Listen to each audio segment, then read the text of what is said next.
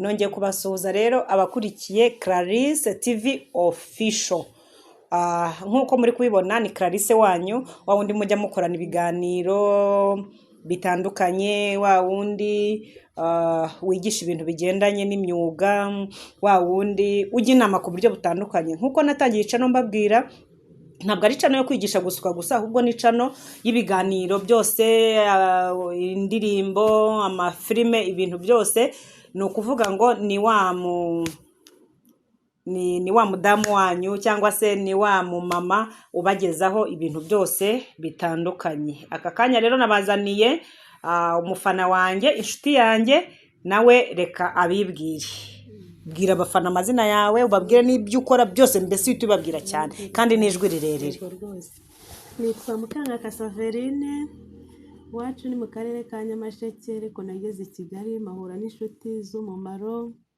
Nahahuriye n'uwitonze Clarisse, ambera inshuti, banyigisha gusuka, ndiga ndabishobora. Maze kwiga bampa n'umurimo wo gukora, ndahakorera. Uko bukeye n'uko bwije mbona amafaranga ari ayo kurya n'ayo gutunga umuryango, ndayabona. Clarisse ni inshuti nziza, ni umubyeyi mwiza cyane, ndi n'umufana we cyane ko rwose namwe mubishoboye mushaka kwiga mwaza kwa Clarisse. Ni umubyeyi mwiza, abafite ibibazo amenya uko abitwara, amenya uko atunganya ababyeyi.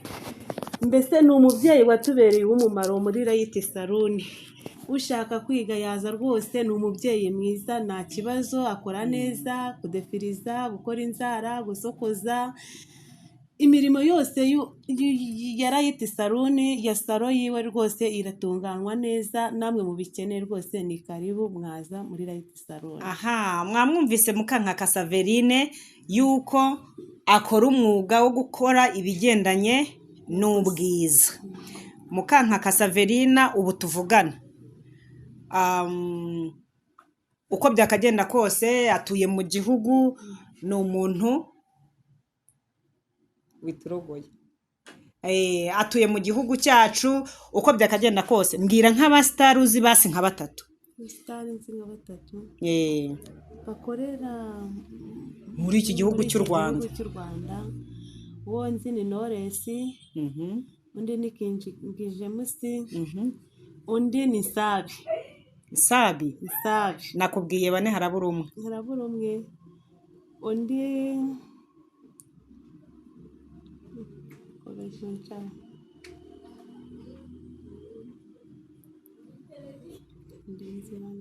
azi batatu gusa. Muri abo bahanzi batatu, uko byakagenda kose ufite umuhanzi waba ufana cyane kurenza abandi. Umuhanzi ufana cyane kurenza abandi muri abo batatu ninde? Umuhanzi fana cyane ni Knowless. Na King James. Oya, twavuze umuhanzi umwe. Muri abo bahanzi bose ufana kurenza abandi ninde? Uwo mfana cyane kurenza abandi ni Knowless. Ubwo rero uko byakagenda kose, iyo ufana umuntu uba uzi n'akaririmbo ke, basi uvuga uti ibyo byose uyu muntu njya kumumenya, njya kumukunda, iyi ndirimbo niyo namumenyeyeho. Waturirimbira gato nk'akaririmbo gato ka Knowless? Ko nakunze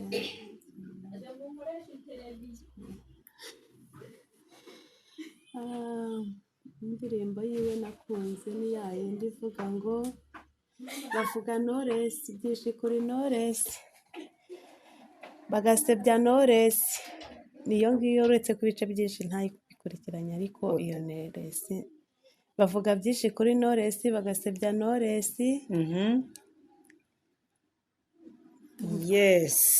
Iyo ndirimbo mu by'ukuri nanjye Knowless ndamukunda, ariko nanjye iyo ndirimbo sinari nyizi. Basebya Knowless, bakavuga Knowless byinshi kuri Knowless. Niyo ngiyo numva narafashe. Yumva yarafashe. Uyu rero akaba ni umufana wa Knowless. Mu by'ukuri yego, twamwumvise umuhanzi ufana, twumvise ko uri umukobwa w'igihugu, twumvise yuko ufana abahanzi batatu. Ibyo byose birumvikana ko uri umunyagihugu mwiza. Ubu tuvugana bavuga kuri igisonga muri Rayiti Salon. igisonga tuzi neza yuko hari abantu bagiye baba abamisi abandi bakaba ibisonga, wowe bakwise igisonga bahereye kuki?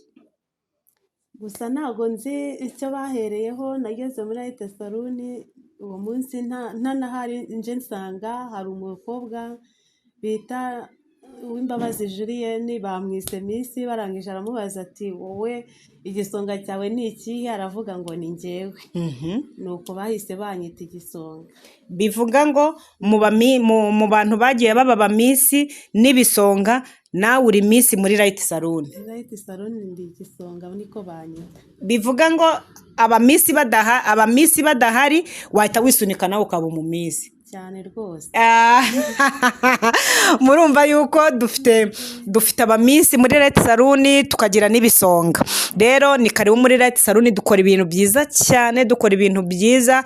Uyu nguyu ni umufana wanjye, nari nashatse kumubereka kugira ngo namwe mumukunde. Abantu baba bamukunze mushyireho komenti, abantu bashaka kwisukisha ni muza basuke. Ese wabwiye abafana nimero yawe kugira ngo bazaze ubasuke? Nimero yanjye ni 07868787. Basubiriremo. Nimero yanjye ni 07868787. niyo nimero yanjye nkoresha, ni nayo iba kuri WhatsApp. Yego, abashaka kukohereza amafaranga kuri mobile money, ashaka kunyohereza amafaranga kuri mobile money ni nimero 07868787. yes. izina ribaruyeho ni Mukankaka Saverine. Mukankaka Saverine. Abashaka kumuhamagara ngo baze basuke ni karibu, niyo nimero. Abadashaka kuza ngo abasuke, bashaka kumwoherereza amafaranga nabo ni izo nimero bazoherezaho, zibaruyeho Mukankaka Saverine. Yego, Mukankaka Saverine.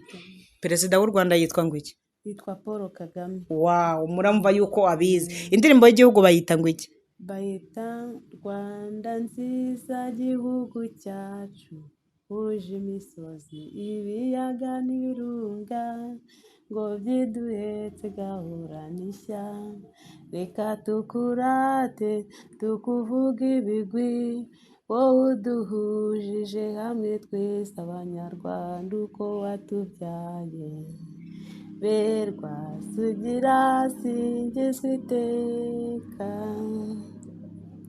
Naho ngahugereza urayizi yose. Okay, rero ahangaha mwari kumwe na za nshuti zanyu Clarisse na Saverine. Ngaho naho ubutaha, ni muze tubasuke, muze tubakorera ibintu byose byiza. Ni karibu.